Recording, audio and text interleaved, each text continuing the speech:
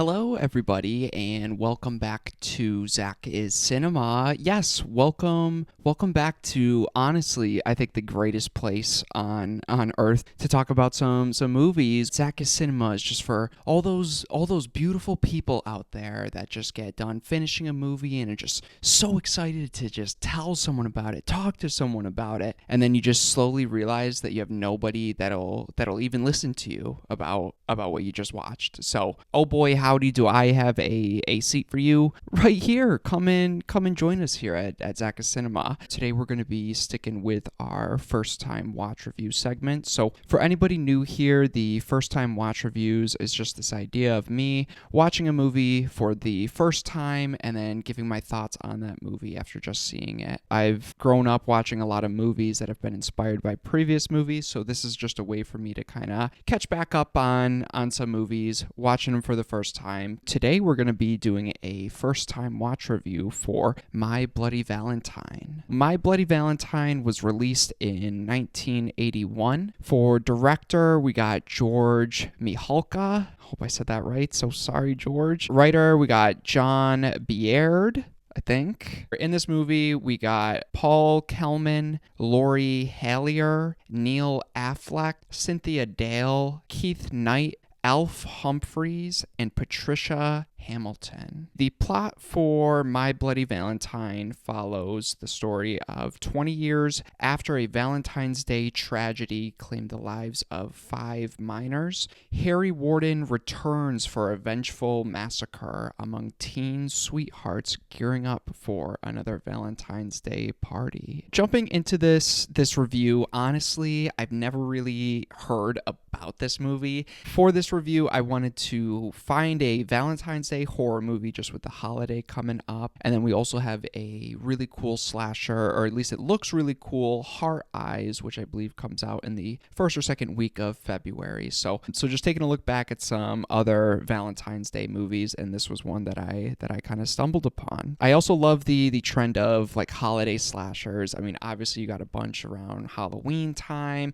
We just got Thanksgiving a couple years back. We got Hard Eyes coming out. So it seems like there's a bit of a resurgence with those holiday themed slashers. We just had Terrifier 3 as well. So I love that idea, and I love to see more movies centered around the holidays as well. While I was preparing for this video, I also found out that there was about 10 to 11 minutes of this movie cut out from Paramount Productions because of the gore and violence. They originally Paramount refused to release the extended unrated cut up until around 2009. But before the remake came out, they re-released My Bloody Valentine on Blu-ray and included about 2 to 3 minutes. So there's still about like 6 to 7 minutes of footage we've never really seen, and it seems like from what I was reading, it was all the gore stuff. So because you always hear about those like 70s and 80s slashers, about how the rating people just kind of cut apart a lot of movies, unfortunately, and this was another victim of the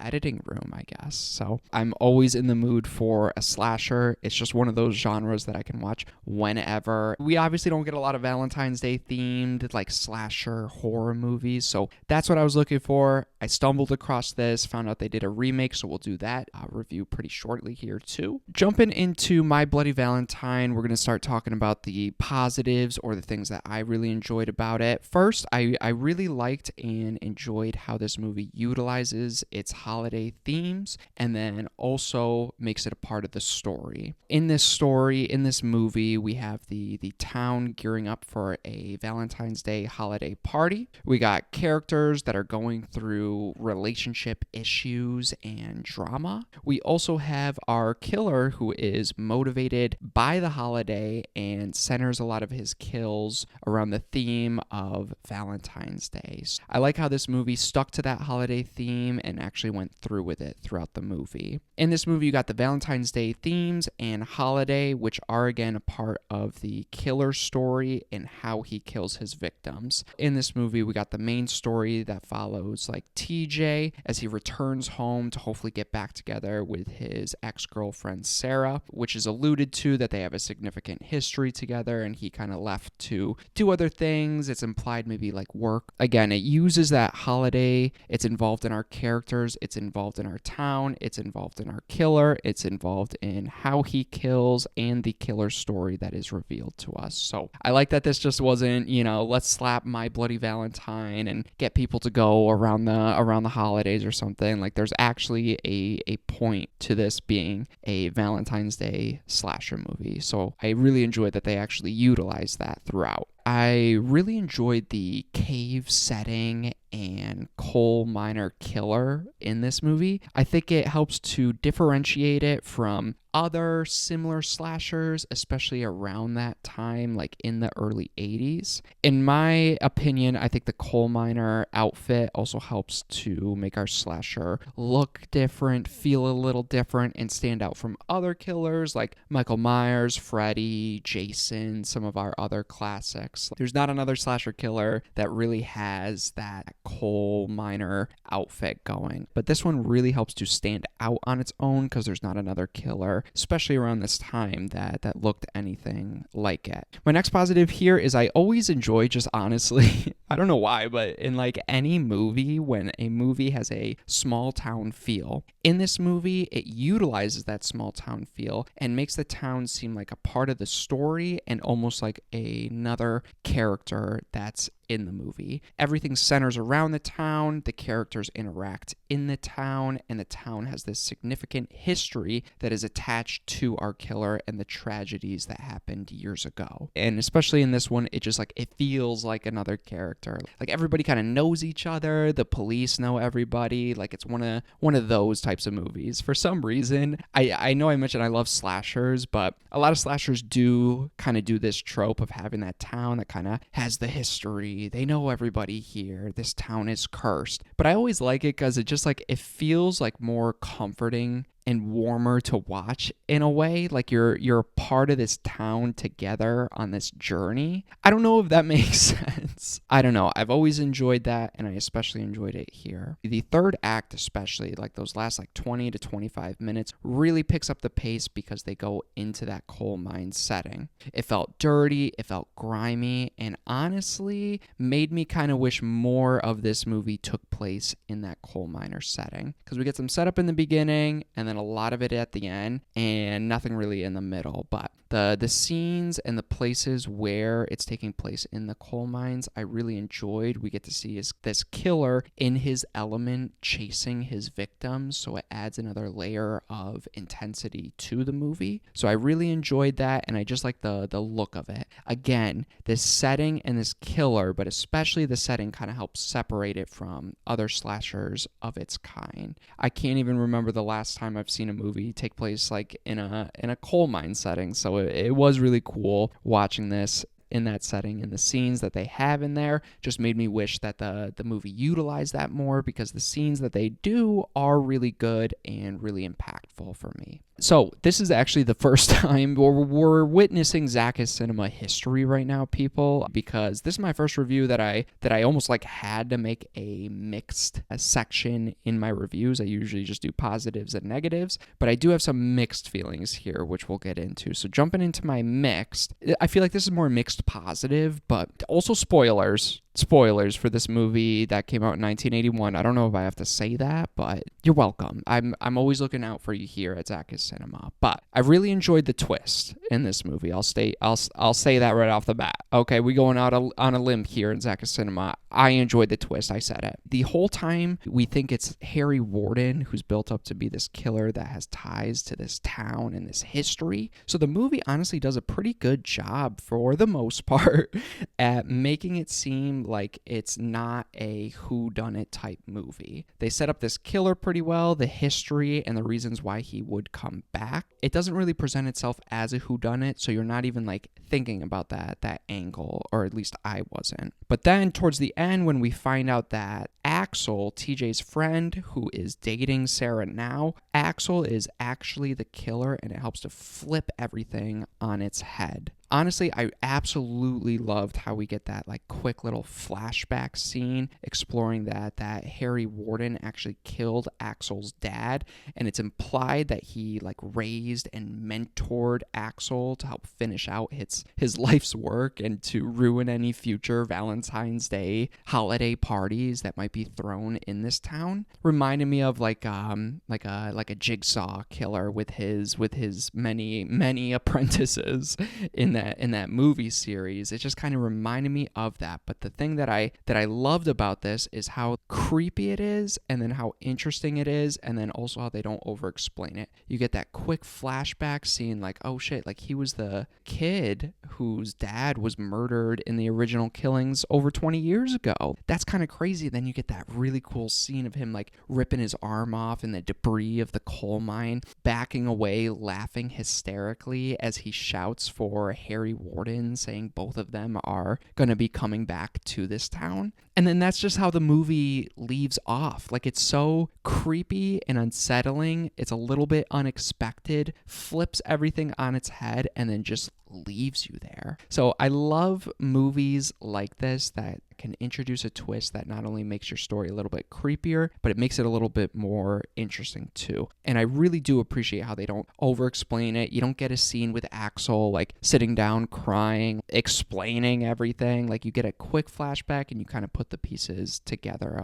of what happened, how Axel got here, why he's doing these things. So I thought that was really interesting. The reason this is in my mix is because once you find out that Harry Warden died in the movie, I want to say it's about like 50 to 60% of the way done. It's pretty obvious that it's either TJ or Axel. Really the only two characters that could be doing it and would have motivations to do so. So once you find out that Harry Warden was in that mental hospital, but then he actually died a couple years ago, it kind of then pivots into that whodunit, and I was kind of going through my head like wondering which one of the two is this gonna be. It was a little obvious, not at the beginning, but as soon as you find out that detail, it does become obvious, and it kind of loses some of that impact that the twist could have had. So I think they could have revealed that Harry Warden was dead a little bit later on, and then you get the reveal of Axel, so it happens like back to back. I think that would have been more impactful in my opinion. Another reason why this twist is in my mix is I just don't like and just really don't buy how the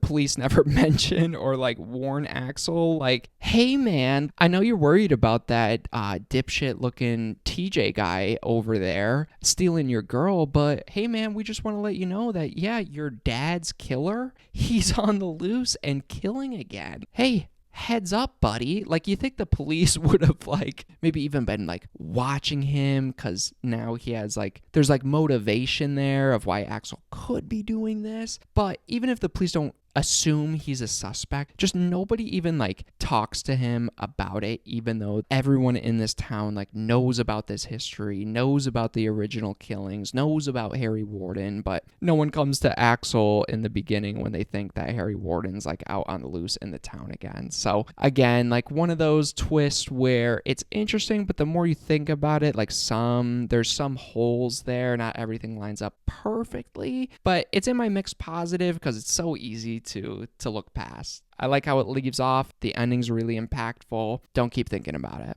You know, it's one of those. And I don't mind that in a slasher. I honestly don't. Jumping into my negatives here, I feel like I always need to preface this. I'm always, especially with like horror slasher movies, I'm always a little bit more like less nitpicky with it. I'm a lot more easy on them, especially with it being so old. So this movie is chocked full of cliches. You know, you have to realize the time period this was made in, that the cliches we see now are because of movies like this. So my biggest negative is it's a slasher that just doesn't have a lot of fun with its premise. It takes itself very, very seriously and could have had more fun, in my opinion, with the Valentine's Day holiday and that coal mine setting. Like I said, I enjoyed both, but I think they could have utilized both a lot more, especially in the middle section of the movie. My next negative here is a lot of the kills are just not shown or cut away, or you get a glimpse of the aftermath of the kill. I kind of forgot I was watching an R-rated movie, and that never feels good when you're sitting down to watch an R-rated slasher. I feel like half the reason I'm there is to see the slashing, and you get a lot of just like repetitive like pickaxe kills. A lot of them are cut away. The gore's not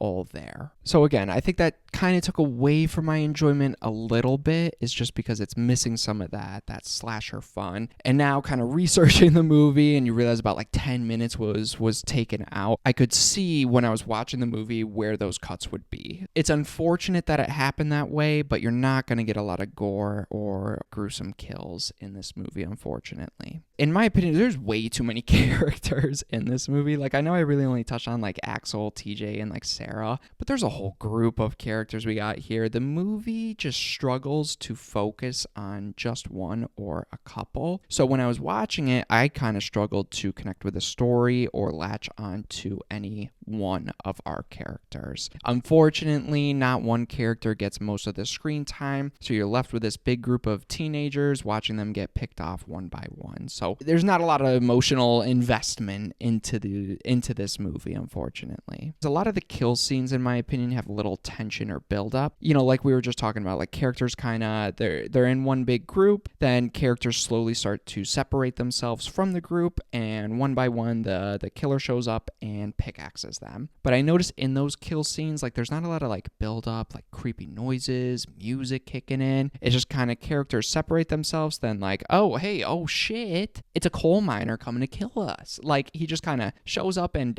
does it. So there's no real like build up. And if they weren't going for like a super gory movie, I would have liked to seen more like tension and suspense, if that makes sense. My last negative here is I personally just didn't care much about Sarah and TJ. TJ just kind of like stares at her in the bar looking all like depressed, just like like she didn't pick me. I left her without an explanation, and now she doesn't want me. She doesn't want me in my weird looking bow tie neck scarf thing. That's what he's like doing for most of the movie. And then Sarah's like, I don't want you, TJ. You left me. What was I supposed to do? And I'm like, well, yeah, TJ, you left her, bro. What did you think was gonna happen? I like how they don't have exposition of just vomiting their backstory, their love story to each other, but you just don't get much. You don't get much with them. So that love story, that connection that these characters have, you don't feel in the movie. I think I never just got that feel of why these characters should be together and should have a stronger romance, in my opinion, just with the holiday setting. I think this movie kind of missed out on that aspect by having a good central love story, relationship, plot that really would have tied all the Valentine's Day themes and killings all together. It's there. The movie tries. It's just not very good, and I just didn't buy into it or really was hoping to see them get together at the end. Overall, I would say it's a slasher movie that I did enjoy, but just didn't love. It's unique with its holiday themes, its killer, and its setting, but it fails to reach its potential with uninteresting kills, no real main characters, and an unfortunately forgettable